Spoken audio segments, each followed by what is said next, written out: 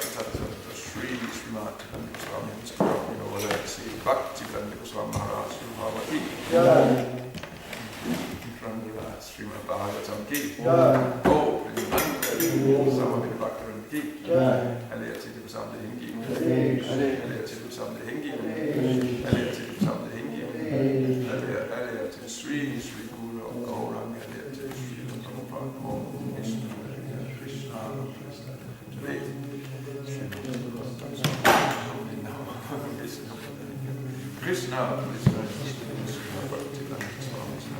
Namaste Saraswati Devam Gaurani Prajai.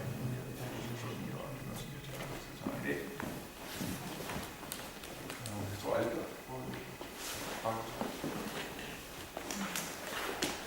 det er ikke alle, der kan få. Det er det sammen, men vi kan være. Hvis vi tager med alle sammen i hvert fald.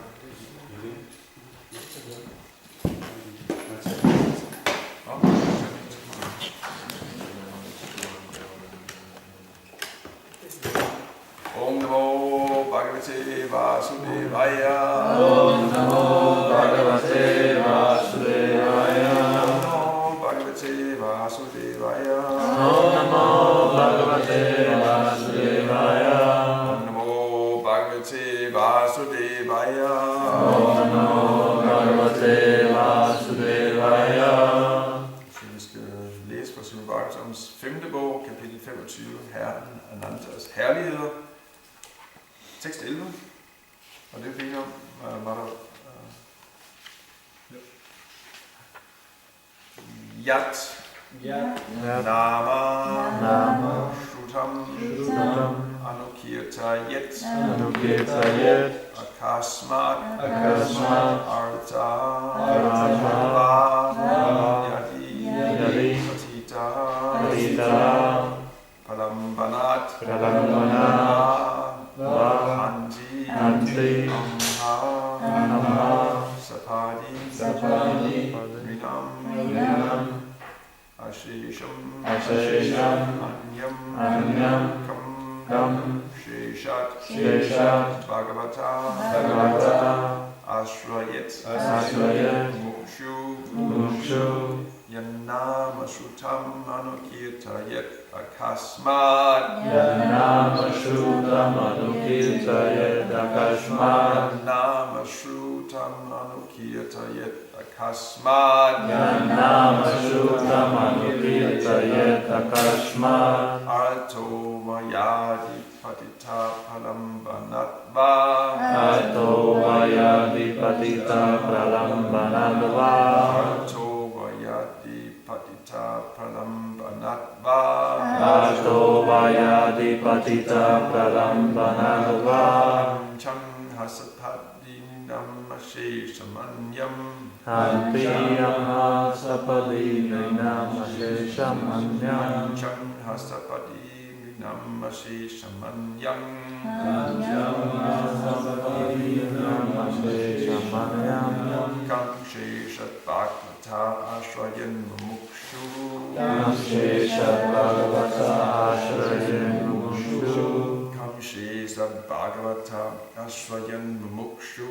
Kam Sheshat Bhagavata Ashrayan Mukshu. Yanama Shrutam Anukirtayet Akasmat. Yanama Shrutam Anukirtayet Akasmat. Ato Vayati Patita Palambanatva. Ato Vayati Patita Palambanatva. Anchang Hasapati Namashesham Anyam. Anchang Hasapati Namashesham Anyam. Kang Sheshat Bhagavata Shrayan Mukshu. Kang Sheshat Bhagavata Shrayan Mukshu. Yanama Shrutam Anukirtayet Akasmat. Yanama Shrutam Anukirtayet Akasmat. Ato Vayadi Patita Pralambanatva. Anyam Hasapadi Namashesham Anyam. Antiyam Hasapadi Namasheshamanyam. Kam Sheshat Bhagavata Ashrayan Mukshu. mumukshu. Kamsheshat Bhagavata Ashrayen Mumukshu. Yannama Shutamanu Kirtayeta Kasmat. Yannama Shuktamanu Kirtayeta Kasmat. Vayadi Patita Pralambanatva. Ato Vayadi Patita Pralambanatva. Antyangha Sapadini Nama Sheshamanyam. Antiyama Sapadi Nrinama Sheshamanyam. Shesha Bhagavata Ashrayen Mumukshu. Kamsheshat Bhagavata Ashrayen Mumukshu. Yannama Shrutamanu Kirtaye Dakashma. Yannama Shrutamanu Kirtaye Dakashma. Ato Vayadi Patita Pralambanadva. Ato Vayadi Patita Pralambanadva. Antiyamha Sapadi Nrinam Asheshamanyam. Kamsheshat Bhagavata Ashrayen Mumukshu.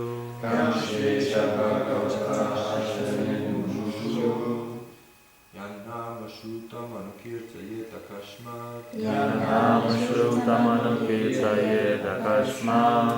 Ato Vayadi Patita Pralambanadva. Ato Vayadi Patita Pralambanadva. Anjam Hasapadi Ninam Ashishamanyam. Antiyama Sapadi Nrinam Asheshamanyam. Kamsheshat Bhagavata Ashrayen Mumukshu. Kamsheshat Bhagavata Ashrayen Mumukshu. Yat Yat er hvem? er hvem? Nama. Nama. Det hellige navn. Hellig navn. Shrutam. Shrutam. Hørt. Hørt. Anukirtayet. Anukirtayet. Kan synge eller gentage. Kan synge eller gentage. Akasmat. Akasmat. Ved et tilfælde. Ved et tilfælde. Artaha. Artaha. En ulykkelig person. En ulykkelig person. Var. Eller. Eller. Yari. Yari. Hvis. Hvis. Atitaha. Patita. En falden person. En falden person. Lambanat. Lambanat. Spøj. Spøj. Var. Var. Eller. Eller. Hanti. Hanti. Ødelægger. Ødelægger. Anha. Syndig. Syndig. Sapadi. Sapadi. Dette øjeblik. Dette øjeblik. Rinam. Rinam. Menneskesamfundets. Menneskesamfund. Ashesham. Ashesham. Ubegrænset. Ubegrænset. Anyam. Anyam. Af andre. Af andre. Kam. Hvad? Hvad? Sheshat. Sheshat. I Herren Caesar. En herre Caesar. Bhagavata. Bhagavata. Guddoms højeste personlighed. Guddoms højeste personlighed. Asrajet. Og søge tilflugt hos. Tilflugt hos. Mukshu. Mukshu. En hver, der ønsker befrielse. En hver, der ønsker befrielse. Oversættelse. En hver person, der fremsiger Herrens hellige navn, efter at have hørt det fra en ægte åndelig mester, bliver med det samme renset, selv hvis at han måtte være ulykkelig eller fornedret. Selv hvis man synger Herrens navn i spøj eller ved et tilfælde, bliver man selv og alle andre, der hører en, befriet fra alle synder. Hvordan kan den, der søger at blive viklet ud af det materielle klør, derfor vige udenom sang med Herrens Jesus navn? Hvem skulle man ellers søge tilflugt hos? Murjana pitam anuvatsahasha murno ugolam sakidisari sattvam ananjananamita vikramasya bumna kodviryanati ganayat sahasra jivaha. Fordi Herren er ubegrænset, kan ingen bedømme hans kræfter. Hele dette univers, fyldt med dets mange store bjerge, floder, træer, oceaner og levende væsener, hviler akkurat som et atom på en af hans tusinder af hætter. Findes der nogen, selv med tusinder af tunger, som kan beskrive hans herligheder? Evam Prabhu Bhagavan Ananto Duranta Vijoru Unanubhavaha Mule Rasaya Stita Atmatantro Yolina Yakshamam Stitaye Viparati.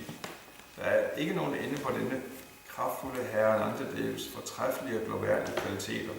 Hans styrke er i sandhed ubegrænset. Selv om han er selvtilstrækkelig, er han selv grundlag for alting.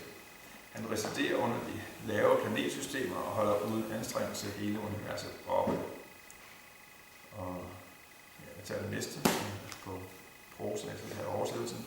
Min kære konge, jeg har hørt om den fra min åndelige... Min kære konge, sådan som jeg har hørt om den fra min åndelige mester, har jeg givet dig en fuldstændig beskrivelse af skabelsen af den materielle verden i overensstemmelse med de betingede sjæles frugtbærende aktiviteter og ønsker. Disse betingede sjæle, der er fulde af materielle ønsker, bliver placeret i forskellige situationer i forskellige planetsystemer, og på den måde lever de i denne materielle skabelse. Betydningen i denne henseende synger Sri Bhaktivinoda Thakur Anadi Karma Pali Pali Baba Nava Jali Tadi Bali Nadeki Upaya. Min herre, jeg ved ikke, hvornår jeg påbegyndte mit materielle liv, men jeg erfarer så afgjort, at jeg er faldet ned i uvidenhedens dybe ocean. Nu kan jeg også se, at der ikke er nogen anden måde at skal befri end ved at søge tilflugt ved dine lotusfødder. På lignende måde fremfører Sri Mahaprabhu følgende bøn.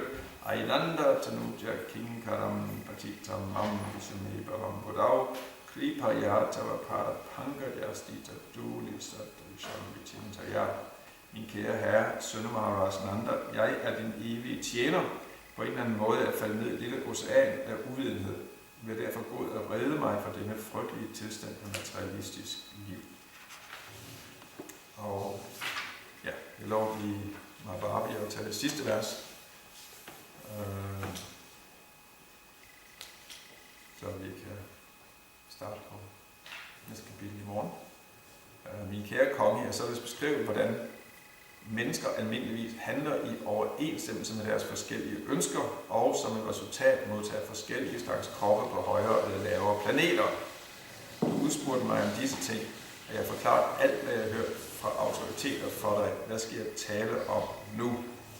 Så er det en af Bhaktivedanta forklaringerne af Srimad Bhagavatams 5. bog, 25. kapitel med titlen Herren Anantas herligheder. Så hvad Sukadevs Goswami skal tale om, det kommer vi til at høre i morgen. Og det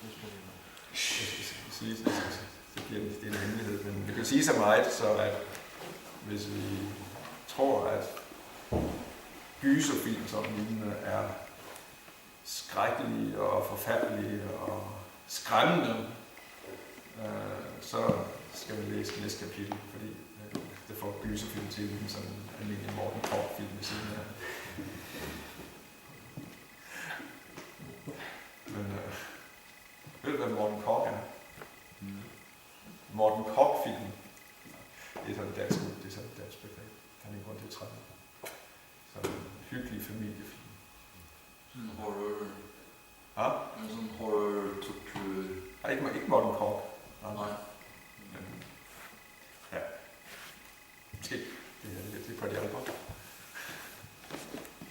Og biografsangen, det vi taler om.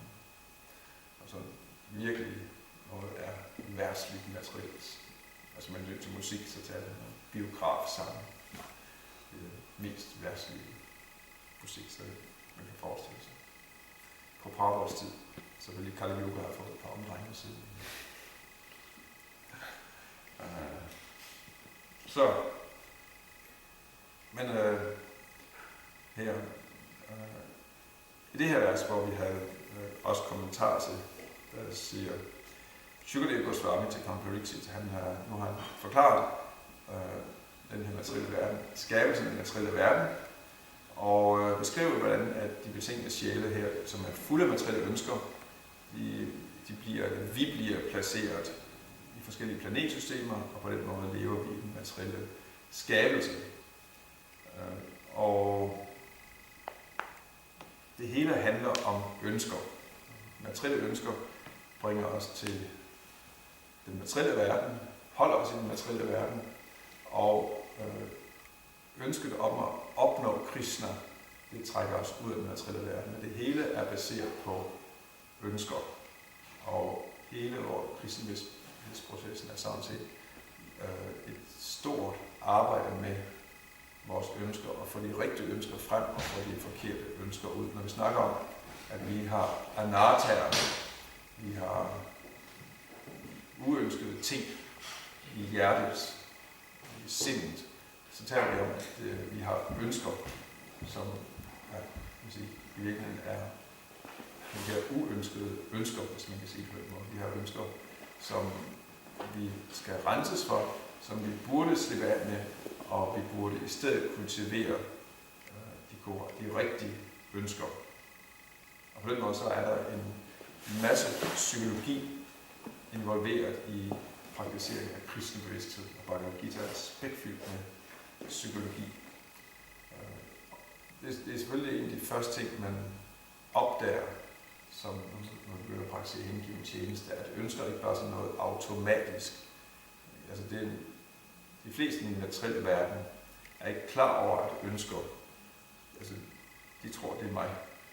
Det er sådan, jeg er. Og når der kommer ønsker op, jamen det er mig, der ønsker dette.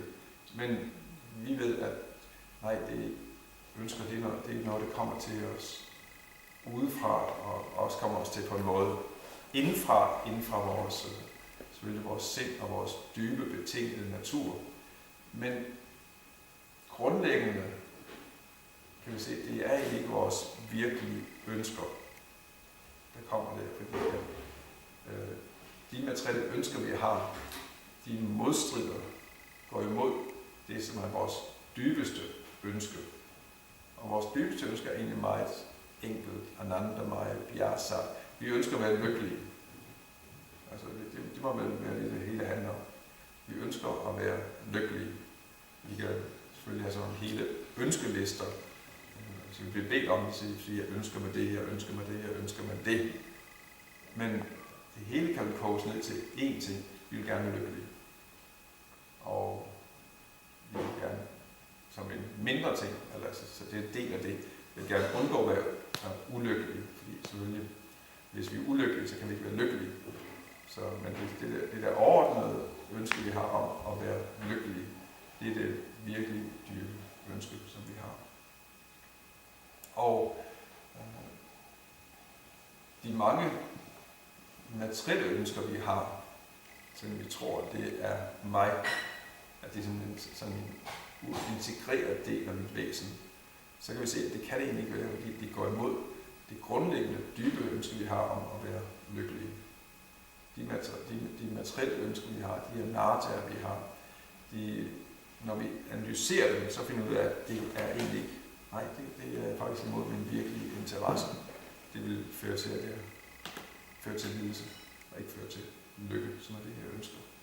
Så derfor så kan det ikke være mig. Og de ønsker, de må komme fra et andet sted, og vise, at de kommer fra den materielle natur, og de kommer fra vores betingede tilstand. Vi er betinget af, altså hele vores væsen er, altså vores materielle natur, vores sind og vores sanser, vores intelligens, er gennemsyret og inficeret af forurening fra den materielle natur, fra den materielle naturs kvaliteter. Og der sidder så mange materielle ønsker i sindet, i sanserne og intelligensen. Og de kommer til os hele tiden også udefra. Den materielle verden påvirker os hele tiden til at ville have materielle ønsker. Så det er den egentlig første erkendelse, man må have, når vi begynder at skal praktisere hengiven tjeneste seriøst, det er at stå, jamen ønsker det egentlig ikke mig. Jeg er selvfølgelig, de er meget kraftfulde. Jeg er en slave af mine ønsker, men målet må være at få renset alle de urene ønsker væk, og så blive etableret i det virkelige ønske om at opnå Krishna. Og som sagt, det er et tema, der går igen og igen i Bhagavad Gita. Et af de meget interessante vers i Bhagavad Gita er Bhagavad Gita 72, hvor Krishna han siger, Purya Manam Achala Pratistam Samudram Apa Pravisanti Yadvat, og så Tatvat Karma. Ja, Tatvat Karma. Så er det karmi. Det kan man også... Så Shantim Apnodina Karma. Ja. Hvor Krishna han taler om, at den eneste person, der kan opnå fred, og virkelig fredfyldt, og det er sådan set det, vi... hvis vi kan ikke, han siger til sidst, hvordan kan vi være lykkelige, uden vi er fredfyldte? En person, der er konstant forstyrret, kan ikke være lykkelig. Altså forudsætningen for at være lykkelig, det er at være fredfyldt. Og hvordan kan man blive fredfyldt? Det kan man, hvis man ikke lader sig påvirke af den konstante strøm af ønsker, der hele tiden flyder ind i vores sind, ligesom floder, der løber ud i havet. Så den person, hvis sind, eller sind er ligesom havet, hvor floderne altid løber ud, men ikke desto mindre, så forbliver havet uforstyrret af den konstante strøm af floder, der løber ud i havet. Havet løber ikke over sine bredder, selvom de største floder, de løber ud i havet. Stadigvæk står man på stranden, ikke? Så ser man selv i regntiden og sådan noget, men altså, havet går ikke over en vis grænse, en vis bred. Så på samme måde, så kan kun den, som er uforstyrret af den konstante strøm af ønsker, og selv ønskerne er der, så handler han ikke på dem, og ønsker ikke at opfylde sine ønsker. Prabhu han formulerer det i sin forklaring, at kun den, som ikke ønsker at opfylde sine ønsker, og det er sådan en paradoksal måde at formulere det på, men det siger faktisk meget præcis, at ønsker ikke noget, som egentlig er en del af vores virkelige natur, vores virkelige væsen. Det er noget ydre i forhold til os. Og det er ikke os. Så Krishna siger, at det er kun den, som ikke forsøger at opfylde disse ønsker, kan opnå fred, og ikke den, som forsøger at opfylde dem. Forsøger at opfylde de ønsker, som konstant løber ind i sindet, så vil man blive forstyrret. Man skal være ligesom havet igen. Man skal være stor, man skal være fyldt ligesom havet. Man skal have så meget større ting. Det er grunden til, at havet ikke er forstyrret, er, fordi det er så meget større end de største floder, som blot er som dråber af vand ved siden af, hvor stor havet det er. Så man er nødt til at ens sind er nødt til at fylde af så stor en ting, at alle de andre ting, alle de andre ønsker, de kommer, men man reagerer ikke på dem. Man ignorerer dem, eller hvis man er rigtig fyldt med Krishna, så ser man dem ingen gang, selvom de er der, selvom ønskerne er der.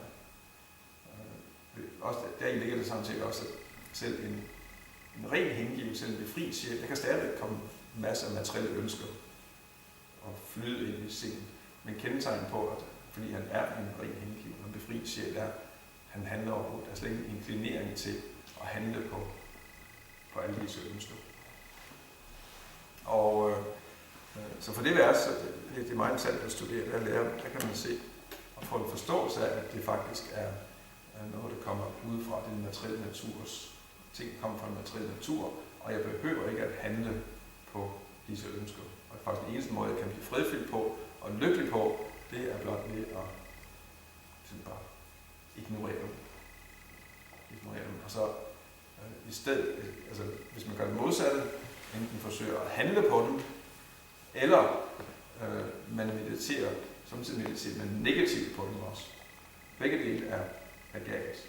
Begge dele vil føre til, at man bliver forstyrret. For eksempel, vi har et eller andet vi er knyttet til. Sådan, altså, for eksempel mænd er knyttet til kvinder. Og så samtidig kommer ønskerne om kvinder op i mandens sind. Og så kan man enten... Det værste er selvfølgelig at handle på det. En anden måde, som heller ikke virker, det er sådan at sige, ej, syndig mig. Eller man siger, væk med det ønske, væk med det ønske. Eller sådan. Men det er heller ikke måde at behandle ønsker på, at sige, nej, jeg vil ikke tænke på det. Jeg vil ikke tænke på... for eksempel, og det er meget, meget simpelt, vi prøvede det før, ikke? De næste 20 sekunder, lad være med at tænke på en stribet giraf. Lad være med at tænke på en stribet giraf. Prøv lige. Og det kan man ikke, når man kigger. Hvornår man skal tænke på en stribet giraf? Fordi nu skal man lade være med at tænke på det. så man kan ikke lade være med at tænke på det, man skal lade være med at tænke på det. Det betyder faktisk, at ens meditation bliver faktisk forstærket af at tænke og forsøge at skubbe en ting ud. Man bliver faktisk mere knyttet til, at man forsøger at skubbe det ud. Og beskriver Krishna Bhagavad Gita, Jaya Tovi, siger han på Sangosti, Shabadayate, Sangat, Sanjayate, Karmat, Karmat, Krodha, Jayate. At simpelthen ved at kontemplere, eller dvæle, lade sindet hvile ved sanseobjekter. Og det kan både være positivt og negativt. At man forsøger at skubbe en bestemt ting ud af sindet, det er, at man dvæler ved det. Og resultatet er, at der opstår tilknytning, og fra tilknytning opstår der ønsker eller begær, og fra begær så opstår der frustration og vrede, og så videre, og så går hele den der sekvens, kædereaktion går i gang, hvor at man fra vrede opstår der illusion og hukommelsesforvirring, og man mister sin intelligens, og man falder igen ned i det materielle som en hund, som en gane. Det er igen dyb psykologi. Simpel, men alligevel meget, meget dyb og praktisk psykologi, som egentlig ikke findes tilsvarende i den materielle verden, så de har så mange psykologiske teorier. Men den der klare psykologiske forståelse, som man kan bruge i praksis, som man finder i Bhagavad Gita, har man ikke de materialistiske psykologer har ikke den der psykologiske forståelse. Men som sagt, det hele kredser omkring at arbejde med sine ønsker. Ønsker er grundlag for alting. Det er sådan set ønsket, der forhindrer os i at være kristne bevidste. Det vi ønsker, det er vi bevidste om. Man tænker over, hvor meget det er tilfældet. Men hvis man har en situation, en eller anden pulserende by, ikke, hvor der sker alle mulige ting, så vil forskellige personer, der går igennem for eksempel den meget pulserende gade, vil se forskellige ting. Og det vil være baseret på deres ønsker, det de ser. Det de ønsker, er hvad de ser. Og det de ikke har noget ønsker om, ligger det ikke mærke til. Og man kan jo selvfølgelig tage sådan forskellige eksempler. For eksempel, hvis man står og skal afsted hen, og man har brug for en taxa, så står man og kigger. Og der er masser af biler, der kører forbi. Dem er jo ikke mærke til, men det var en taxa. Eller man kører, man har brug for benzin, man ligger og holder øje med, og hvor er alle mulige andre ting, der kører forbi, men der var der en benzintank. Eller hvis man er sulten, hvis folk er sultne, så går de rundt og kigger.